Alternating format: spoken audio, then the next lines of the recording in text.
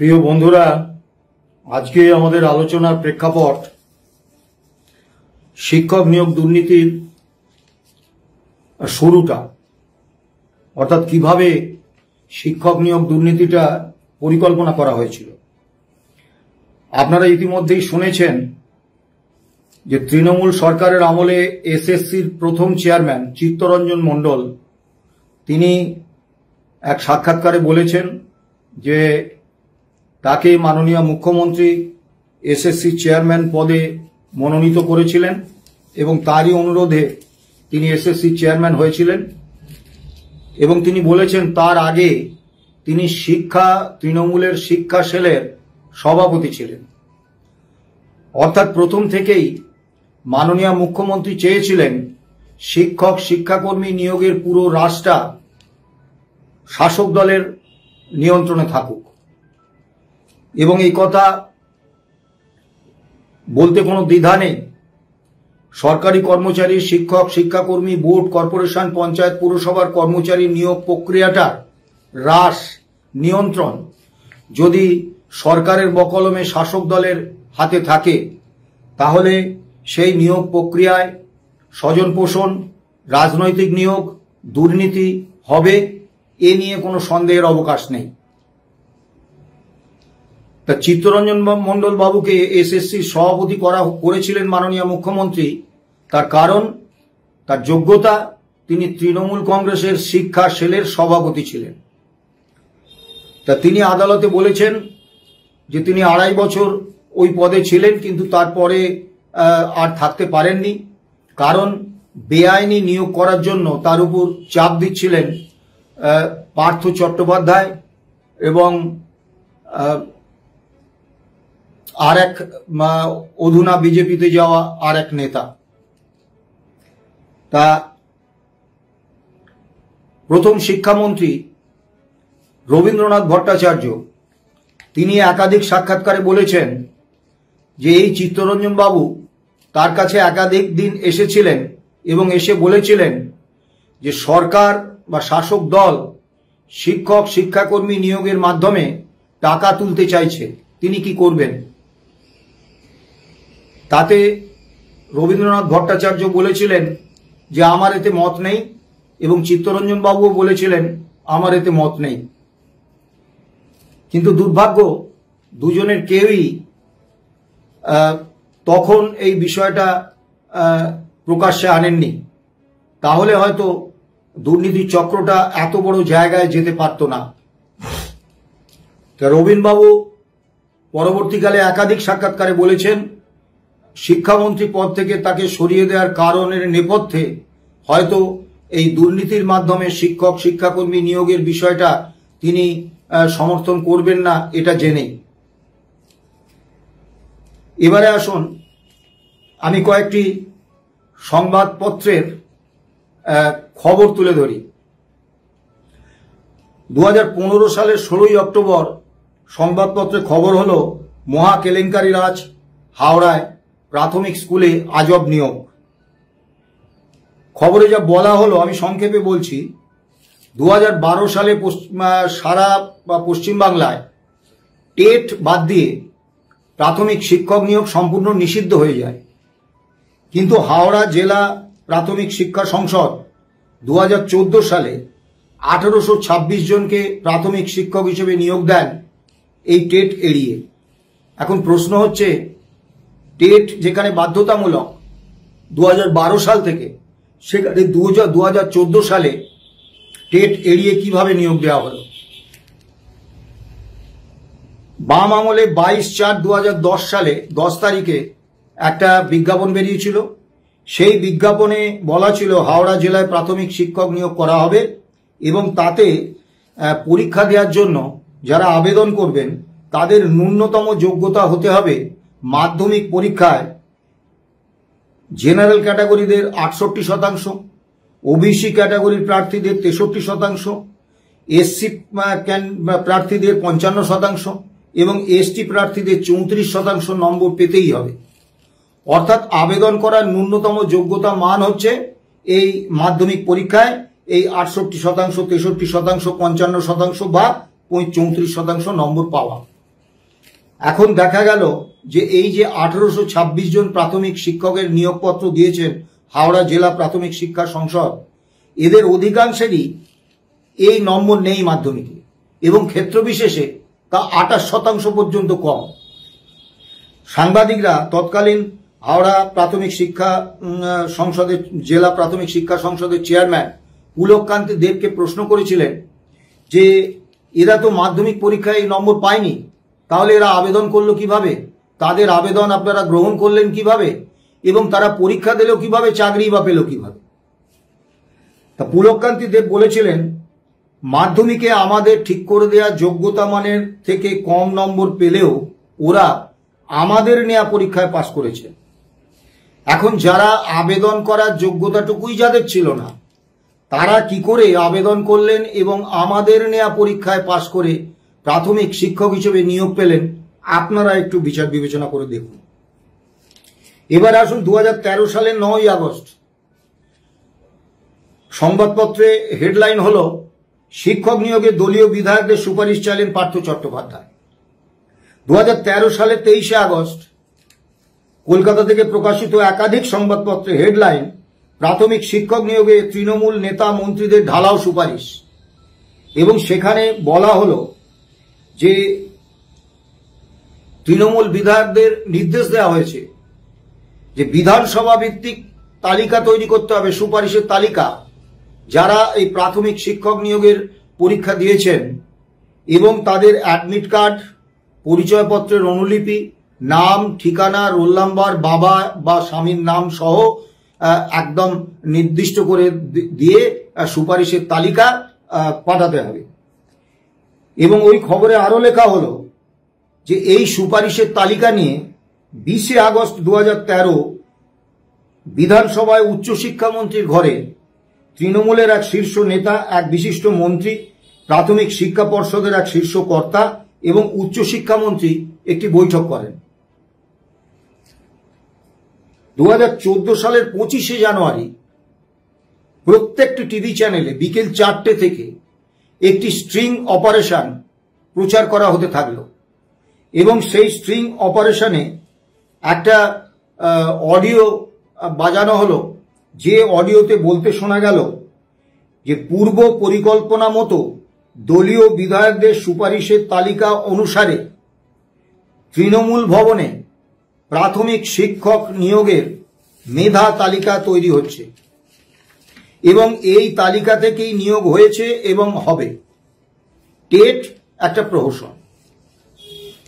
2015 16ই অক্টোবরের খবরের কাগজ দেখুন, সেখানে একটা খবর বেরিয়েছে যে ওই 15ই অক্টোবর অর্থাৎ তার আগের দিন আদালতে প্রাথমিক শিক্ষক নিয়োগ দুর্নীতি মামলায় সরকারি আইনজীবীরা স্বীকার করে নিয়েছেন যে পরীক্ষা শেষ হওয়ার আগেই টেটের প্রশ্ন ফাঁস হয়ে গিয়েছিল।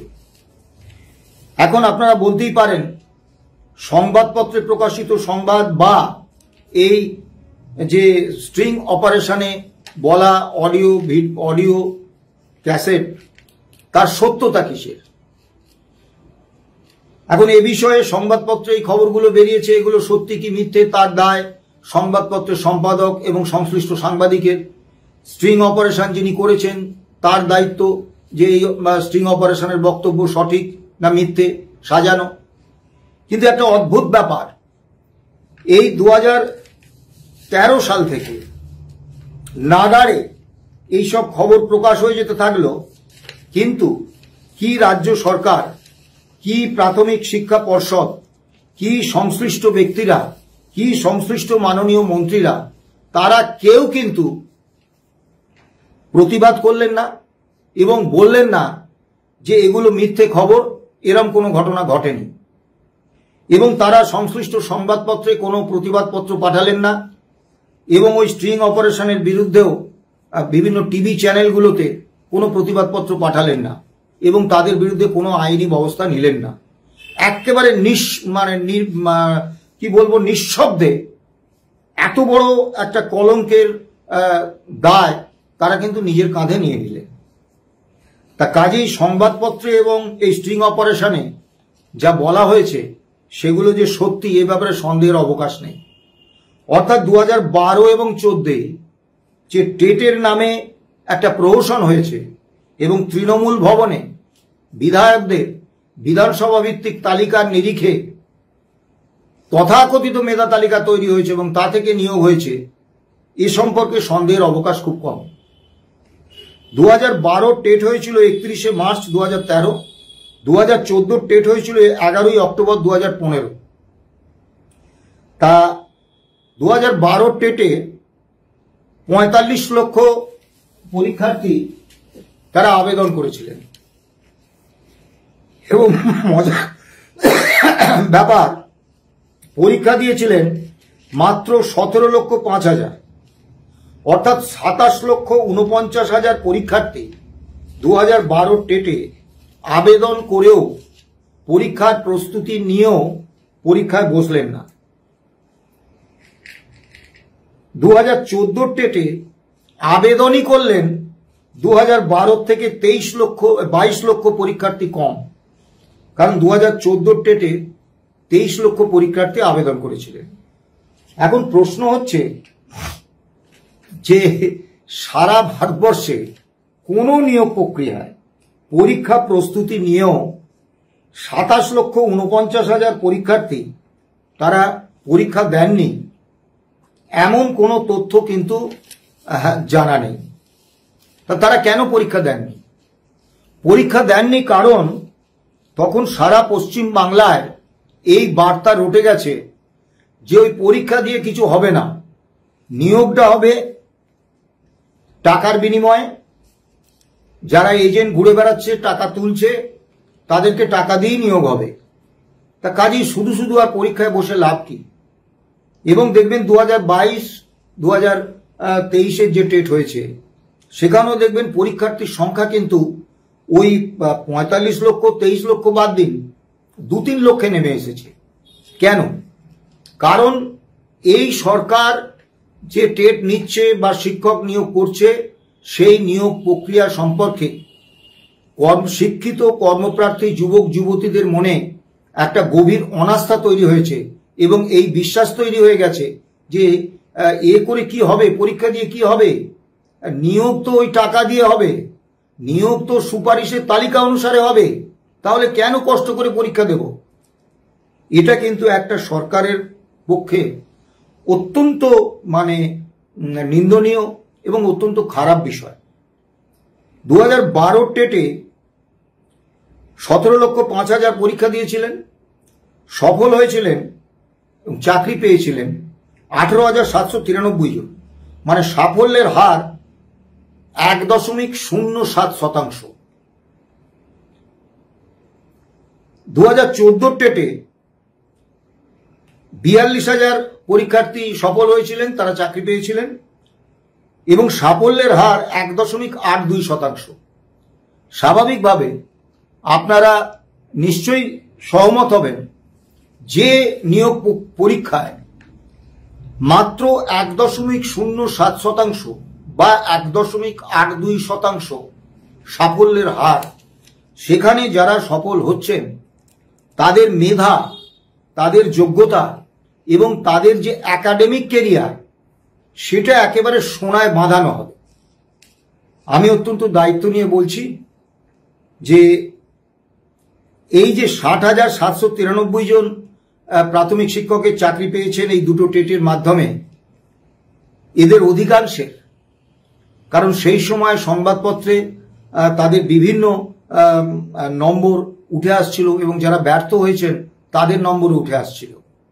তাতে দেখা গেছে যে এই 60,793 জন সফল চাকরিপ্রাপক প্রাথমিক শিক্ষকের অধিকাংশের তারা ধারাবাহিকভাবে মাধ্যমিক, উচ্চ মাধ্যমিক, স্নাতক ইত্যাদি একাডেমিক পরীক্ষায় অত্যন্ত খারাপ ফল করেছেন, কিন্তু তাদের মেধার একেবারে অবিশ্বাস্য বিচ্ছুরণ ঘটে গেছে ওই নিয়োগ পরীক্ষার সময় এবং ইন্টারভিউয়ের সময়। এটা কতদূর সম্ভব আপনারা বিবেচনা করবেন এখন। এবং পরিস্থিতিটা এমন জায়গায় গেছে, বিশ্বজিৎ কুন্ডু বলে তৃণমূল কংগ্রেসের একজন এমএলএ, তিনি এখন দলবদল করেছেন। তা তিনি বারবার বলেছেন আমি 65 জনকে প্রাথমিক শিক্ষকের চাকরি দিয়েছি এবং প্রাথমিক শিক্ষকের সমস্ত চাকরি বিধানসভা ভিত্তিক সুপারিশের তালিকা অনুসারে হয়েছে, টাকার বিনিময়ে হয়েছে, স্বচ্ছ কোনো নিয়োগ হয়নি। এটা আমি বলছি না, বিশ্বজিৎ কুণ্ডু তৃণমূলের এমএলএ তিনি বলছেন, এবং তার এই বক্তব্যের ভিডিও আপনারা সমাজ মাধ্যমে কিন্তু পাবেন। ব্রাত্য বসু বর্তমান শিক্ষামন্ত্রী, তিনি বলছেন হ্যাঁ তৃণমূলের ছেলেরাই চাকরি পাবে, কিভাবে পাবে বলবো না। ব্রাত্য বসু পণ্ডিত মানুষ, নাট্যকার, তা তিনি নিশ্চয়ই জানেন যে সরকারি চাকরি, শিক্ষক শিক্ষাকর্মীর চাকরি এগুলো কিন্তু কারোর ব্যক্তিগত জমিদারির চাকরি নয়। এইসব চাকরির জন্য একটা নির্দিষ্ট সরকারি নিয়োগ প্রক্রিয়া আছে, তার মাধ্যমে মেধা যোগ্যতা প্রমাণ করে তাদেরকে কিন্তু নিয়োগ পেতে হয়। তাহলে তৃণমূলের ছেলেরাই কিভাবে চাকরি পাবে? অর্থাৎ ব্রাত্য বসু শিক্ষামন্ত্রী হয়েও প্রকাশ্যে বলছেন যে তৃণমূলের আমলে সরকারি কর্মী নিয়োগ বা শিক্ষক শিক্ষাকর্মী নিয়োগ পরীক্ষায় তৃণমূলের ছেলেদেরই চাকরি দেওয়া হবে। তাহলে মন্ত্রী বলে দিচ্ছেন স্বচ্ছতার কোনো জায়গা নেই। এবারে আসুন পূর্বতন বিচারপতি মাননীয় অভিজিৎ গঙ্গোপাধ্যায় 32,000 প্রাথমিক শিক্ষকের চাকরি বাতিলের নির্দেশ দিয়েছিলেন, যে নির্দেশ বর্তমানে কলকাতা হাইকোর্টের ডিভিশন বেঞ্চে বিচারাধীন। এখন সেই বিচারাধীন মামলায় কি হবে, এই 32,000 শিক্ষকের চাকরি থাকবে কিনা এ ব্যাপারে কোনো মন্তব্য করা সমীচীন নয়, কারণ যেহেতু বিষয়টা বিচারাধীন। কিন্তু এই কথাটা বলার জন্য কোনো আদালতের অনুমতি লাগে না যে এই 60,793 জন প্রাথমিক শিক্ষক যে নিযুক্ত হয়েছেন তাদের গোটা নিয়োগ প্রক্রিয়াটা সম্পর্কে সন্দেহের যথেষ্ট অবকাশ আছে, এবং এই নিয়োগ প্রক্রিয়ায় যে দুর্নীতি হয়েছে এ ব্যাপারে বিতর্কের কোনো অবকাশ নেই। এবং দুর্নীতিটা কোনো ব্যক্তি করেছেন এমন নয়, দুর্নীতিটা কিন্তু প্রাতিষ্ঠানিক। সরকার সব জেনে বুঝে এই দুর্নীতি করতে দিয়েছে। যদি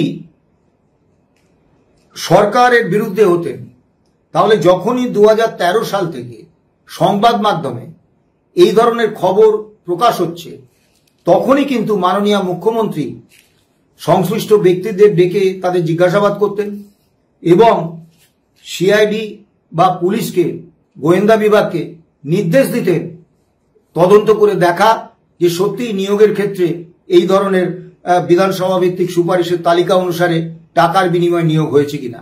সেই কাজটা কিন্তু মাননীয় করেননি। গত কয়েকদিন আগে মহামান্য কলকাতা হাইকোর্টে একটি ট্রান্সফারের মামলায় একটা বিস্ময়কর বিষয় উঠে এসেছে যে 2011 সালে ডিস্ট্রিক্ট প্রাইমারি স্কুল কাউন্সিল তৈরি হয়েছিল এবং 4 বছর পরে তার পুনর্গঠনের প্রয়োজন ছিল, কিন্তু 2015 বা পরে সেই ডিপিএসসি গুলোর মেয়াদ শেষ হয়ে গেছে। তারপরে আজ পর্যন্ত সেই ডিপিএসসি গুলোর কোনো পুনর্গঠন হয়নি। অর্থাৎ সারা পশ্চিম বাংলায় সেই 2011 সালের একজন মনোনীত চেয়ারম্যান তিনি ডিপিএসসি হিসেবে কাজ চালাচ্ছেন, যেটা সম্পূর্ণ অবৈধ এবং আইন বিরুদ্ধ। আমি জানি না এই 63,793 জন যে প্রাথমিক শিক্ষকের চাকরি পেয়েছেন তাদের নিয়োগপত্র তো দিয়েছে এই ডিপিএসসি, তা সেই ডিপিএসসি যদি অবৈধ হয় তাহলে এদের নিয়োগটাও তো অবৈধ। এখন মুশকিল হচ্ছে যে এই 60,793 জন প্রাথমিক শিক্ষকের মধ্যে নিশ্চয়ই এমন অনেক প্রাথমিক শিক্ষক আছেন যারা বিধানসভা ভিত্তিক সুপারিশের তালিকা অনুসারে নয়, 10, 15, 20 লক্ষ টাকা ঘুষ দিয়ে নয়, তারা প্রাথমিক শিক্ষকের চাকরিটা পেয়েছেন তাদের নিজেদের যোগ্যতায়। কিন্তু রাজ্য সরকারের এই ভূমিকায় যে বিষয়টা ঘটছে তাতে দেখা যাচ্ছে যে অভিভাবক, সাধারণ মানুষ সবাই এই 60,793 জন প্রাথমিক শিক্ষককেই কাঠগড়ায় তুলে দিচ্ছেন যে এরা বোধহয় সবাই ঘুষ দিয়ে চাকরি পেয়েছে, দুর্নীতির মাধ্যমে চাকরি পেয়েছে। ফলে যারা মেধা যোগ্যতার ভিত্তিতে এই চাকরিটা পেয়েছেন, শুধু রাজ্য সরকারের দুর্নীতির জন্য তাদের কপালে একটা কলঙ্কের তিলক লেগে যাচ্ছে। এবং দ্বিতীয় যে বিষয়টা, এই 60,793 জন প্রাথমিক শিক্ষক কিন্তু চাকরি করছেন একটা চূড়ান্ত অনিশ্চয়তা মাথায় নেই। কারণ আদালতে মামলা বিচারাধীন, আদালতের রায় কি হবে জানা যাচ্ছে না। ইতিমধ্যেই এসএলএসটির মাধ্যমে নিযুক্ত 25,753 জন শিক্ষক শিক্ষাকর্মী পুরো প্যানেল বাতিল হয়ে গেছে। তারা 10-12 বছর চাকরি করার পরে তাদের চাকরি চলে গেছে। সম্প্রতি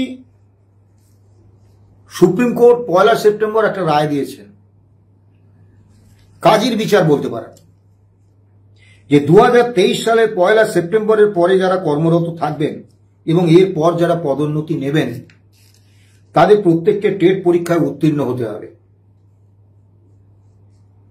ভাবুন, অর্থাৎ যাদের 5 বছর চাকরি আছে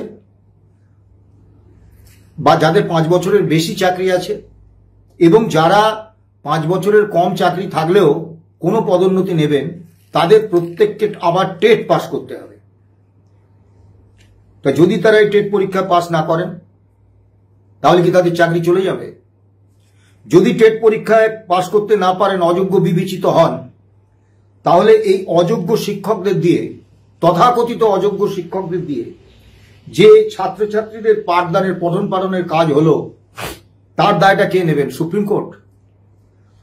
তা মেডিকেলে ভর্তির ক্ষেত্রে তো নিট বাধ্যতামূলক হয়েছে, তাহলে জয়েন্ট এন্ট্রান্সের মাধ্যমে যেসব ডাক্তারবাবু নিযুক্ত হয়েছেন, পড়াশোনা করছেন, তাদেরকে আবার নিট দিতে হবে।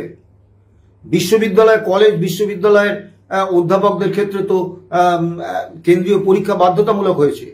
তার আগে যারা নিযুক্ত হয়েছেন তাদেরকে আবার ওই নেট সেট পরীক্ষা দিতে হবে। এই আদেশের ফলে প্রাথমিক যারা কর্মরত প্রাথমিক শিক্ষক, তাদের জীবনে আর একটা অনিশ্চয়তা নেমে এসেছে। এবারে আসুন, যে এসএলএসটির যে 25,753 জনের চাকরি বাতিল হয়েছে, নিয়োগ বাতিল হয়ে গেছে, সেই রায়টাকে আমি বারবারই বলেছি, এটা রায় হয়েছে, ন্যায়ও হয়নি, বিচারও হয়নি। এবং সবথেকে দুর্ভাগ্যের বিষয় যে এই 26,753 জনের মধ্যে যারা যোগ্যতা, দক্ষতা, মেধা ভিত্তিতে, পরিশ্রমের ভিত্তিতে চাকরি পেয়েছিলেন, তাদেরকেও মহামান্য সুপ্রিম কোর্ট একটা চূড়ান্ত অনিশ্চয়তার মধ্যে ঠেলে দিয়েছে। আমি জানি না তাদের কতজন এই যে নিয়োগ পরীক্ষা হয়েছে তাতে তাদের কতজন সফল হয়ে আবার নিয়োগ পাবেন। এবং এখানে সবথেকে বড় প্রশ্ন, মহামান্য সুপ্রিম কোর্টে বঞ্চিত চাকরি প্রার্থীদের আইনজীবী সুদীপ্ত দাশগুপ্ত এবং বিক্রম বন্দ্যোপাধ্যায় তারা একটি তালিকা দিয়েছিলেন এবং পরিষ্কার পরিচ্ছন্নভাবে বলেছিলেন এই তালিকাটা তারা তৈরি করেছেন এসএসসি বিভিন্ন সময়ে হাইকোর্টে এবং সুপ্রিম কোর্টে যে তথ্য দিয়েছে তার ভিত্তিতেই তালিকাটা তৈরি করা। সেখানে বলা হয়েছে যারা স্বচ্ছতার সঙ্গে নিয়োগ পাননি, অর্থাৎ যাদের নিয়োগ নিয়ে প্রশ্ন আছে, দুর্নীতির বিষয় আছে, নবম দশমের শিক্ষক 2,902 জন, একাদশ দ্বাদশের শিক্ষক 1,055 জন, গ্রুপ সি শিক্ষাকর্মী 2,408 জন, গ্রুপ ডি শিক্ষাকর্মী 4,385 জন, মোট বেআইনি নিয়োগ 10,750। এবং তারা যে তথ্য দিয়েছিলেন 25,753 নয়, মোট নিয়োগ হয়েছে 25,844। এই পরিসংখ্যানের কোনো বিরোধিতা কিন্তু মহামান্য সুপ্রিম কোর্টে এসএসসি বা সিবিআইয়ের পক্ষ থেকে করা হয়নি। ফলে ধরে নেওয়াই যায় এই পরিসংখ্যানটার মধ্যে সত্যতা আছে। এসএসসি মাত্র 1406 জনের তালিকা প্রকাশ করেছেন, তারাই দাগী।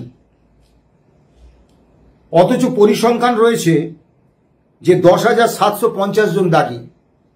তাহলে বাকি দাগীরা কি গায়ের জামা সাদা করে ফেললেন? দীর্ঘ বক্তব্য রাখবো না, আপনাদের ধৈর্যচ্যুতি হবে।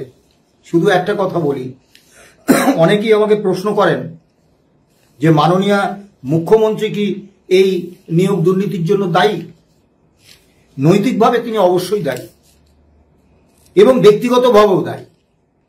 যদি বলবেন কেন, তিনি পুলিশ মন্ত্রী, তিনি মুখ্যমন্ত্রী, তিনি দীর্ঘ 2013 সাল থেকেই তিনি জেনে এসেছেন যে শিক্ষক শিক্ষাকর্মী নিয়োগ নিয়ে দুর্নীতি হচ্ছে, তার হাতে পুলিশ, তার হাতে সিআইডি। তিনি ইচ্ছা করলেই এই দুর্নীতির তদন্তের ভার তাদের উপর দিতে পারতেন এবং দুর্নীতি হলে দুর্নীতিগ্রস্তদের সাজা দিয়ে যারা স্বচ্ছভাবে নিয়োগ পেয়েছে তাদেরকে নিয়োগ দিতে পারতেন। দ্বিতীয় বিষয়টা, কলকাতা হাইকোর্ট এবং সুপ্রিম কোর্ট বারবার বলেছে যে কারা ইল্লিগালি চাকরি পেয়েছে। আমি আদালতের বাক্যটাই তুলে ধরছি। State government has accepted that there are widespread illegalities in the selection process and that the number of persons who received appointments illegally could not be determined with exactitude। অর্থাৎ সঠিকভাবে আদালতগ্রাহ্যভাবে কারা বেআইনিভাবে চাকরি পেয়েছে এবং কারা আইনিভাবে চাকরি পেয়েছে, এই সেগ্রিগেশনটা রাজ্য সরকার করে দেননি বলে কলকাতা হাইকোর্ট এবং সুপ্রিম কোর্ট তাদের চাকরি বাতিল করতে বাধ্য হয়েছে। দ্বিতীয় একটি বিষয় আমি আসব, সেটা হচ্ছে মহামান্য কলকাতা হাইকোর্টে গত 25শে মে 2022 যে রায় হয়েছিল, ওই 6,861টা সুপার নিউমারারি পোস্ট তৈরির যে সিদ্ধান্ত মমতা বন্দ্যোপাধ্যায়ের নেতৃত্বে মন্ত্রিসভা নিয়েছিলেন, সেই সিদ্ধান্তের প্রসঙ্গে 265 নম্বর অনুচ্ছেদে they had resolved to create supernumerary posts to accommodate the illegal appointees. In other words, state has resolved to expend taxpayers' money to accord sanction and employment secured dishonestly. অর্থাৎ আপনারা ভাবুন, মহামান্য কলকাতা হাইকোর্ট বলছে যারা অসততার সঙ্গে দুর্নীতির মাধ্যমে চাকরি পেয়েছেন, যেগুলো ইল্লিগাল অ্যাপয়েন্টমেন্ট, সেই অ্যাপয়েন্টমেন্টগুলোকে বৈধতা দিতে, অর্থাৎ তাদের নিশ্চয়তা দিতে মাননীয় মুখ্যমন্ত্রীর নেতৃত্বে মন্ত্রিসভা 6,861টা সুপার নিউমারারি পোস্ট তৈরির সিদ্ধান্ত নিয়েছিলেন। এখানে আমার বিনীত প্রশ্ন, এবং হাইকোর্ট নির্দেশ দিয়েছিলেন যে এই সুপার নিউমারারি পোস্ট তৈরির জন্য যারা দায়ী তাদের প্রত্যেকের বিরুদ্ধে সিবিআই তদন্ত করবে, প্রয়োজনে কাস্টডিতে নিয়ে। মহামান্য সুপ্রিম কোর্ট এই নির্দেশ রদ করে দিয়েছেন। তা মহামান্য সুপ্রিম কোর্ট কি মনে করছেন হাইকোর্টের এই বক্তব্য এটা ভুল? তাহলে যে রাজ্য সরকার, যে মন্ত্রিসভা তারা ইল্লিগাল অ্যাপয়েন্টমেন্ট, দুর্নীতির মাধ্যমে প্রাপ্ত নিয়োগকে বৈধতা দিতে সুপার নিউমারারি পোস্টের তৈরির সিদ্ধান্ত নিলেন মন্ত্রিসভায়, তাদের বিরুদ্ধে কোনো তদন্ত হলো না, কোনো শাস্তি হলো না।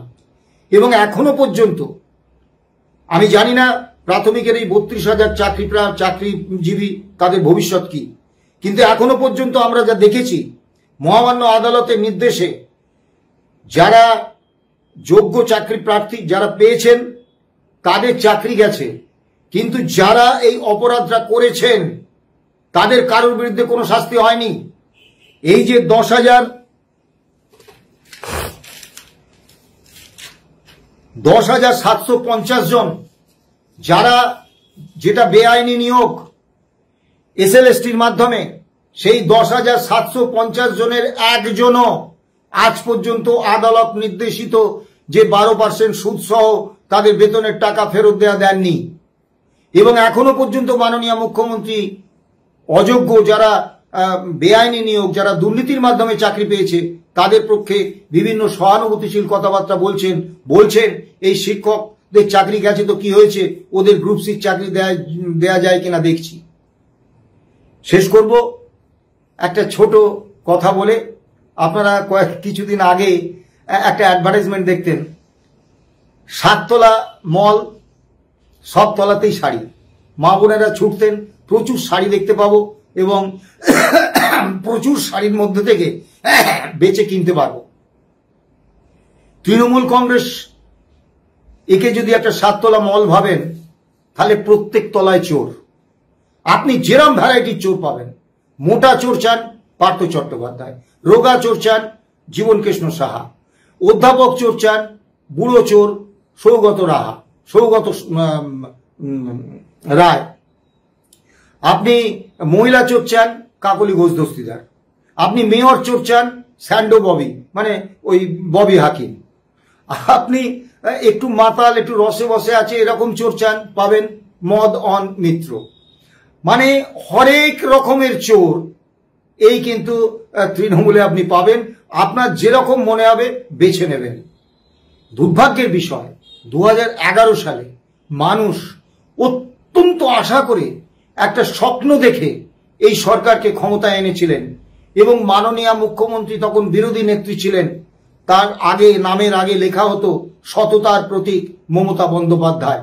আজকে অতি বড় তৃণমূল সমর্থকও ভুলেও লেখেন না সততার প্রতীক মমতা বন্দ্যোপাধ্যায়। তাহলে কি তৃণমূল কংগ্রেসের একনিষ্ঠ কর্মীরাও মাননীয় মুখ্যমন্ত্রীকে আর সততার প্রতীক বলে মনে করছেন না? পরিশেষে একটা কথা বলি, যতদিন সরকারি কর্মী বা শিক্ষাকর্মী নিয়োগ প্রক্রিয়ায় সরকারের বকলমে শাসক দলের নিয়ন্ত্রণ থাকবে, ততদিন দুর্নীতি হবে। কোনো সুপ্রিম কোর্ট, কোনো হাইকোর্ট এই দুর্নীতি আটকাতে পারবে না। কাজেই দুর্নীতিমুক্ত উপায়ে নিয়োগ করতে গেলে একমাত্র সাংবিধানিক নিরপেক্ষ সংস্থা তৈরি করতে হবে। অবশ্য তাতেই বা কি হবে, পিএসসি তো সাংবিধানিকভাবে নিরপেক্ষ সংস্থা, সরকারের নিয়ন্ত্রণের বাইরে, কিন্তু সেই পিএসসিও আজকে অর্থ দপ্তরের একটা শাখাতে পরিণত করেছেন এবং সেখানেও লাগার দুর্নীতি হচ্ছে। অর্থাৎ শাসক দলের হাতে নিয়োগের রাস্তা থাকলে দুর্নীতি হবে। মহামান্য আদালতকে একটা বিরাট সুযোগ মহামান্য আদালতের কাছে এসেছে। তারা এটা বুঝুন যে নিয়োগ প্রক্রিয়াটার হ্রাস সরকারের বকলমে শাসক দলের হাতে কেড়ে নেওয়ার ব্যবস্থা করতে হবে, তবেই স্বচ্ছ নিয়োগ হবে, না হলে হবে না। ভালো থাকবেন, সুস্থ থাকবেন।